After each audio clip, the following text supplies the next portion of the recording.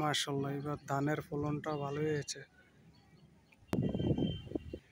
বড়ি কাটা চিনেন আপনারা? বড়ি কাটা দিয়েছে পেঁপের গাছের জন্য। পেঁপে যে কেউ না ছিঁড়ে খায় আর না চুরি করে, কথা আছে না, পাকা পেঁপে খায়।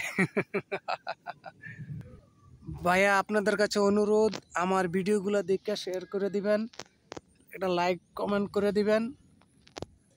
অনেক সুন্দর দেখেন ধানগুলো হয়েছে, এবারকার ফলন অনেক সুন্দর হয়েছে আলহামদুলিল্লাহ, আল্লাহর কাছে লাখ শুকুর।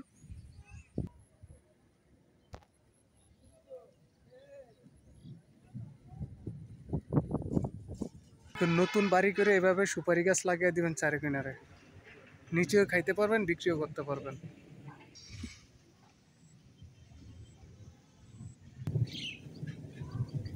আকাশে ডাকতেছে যে কোনো মুহূর্তে বৃষ্টিটা চলে আসবে।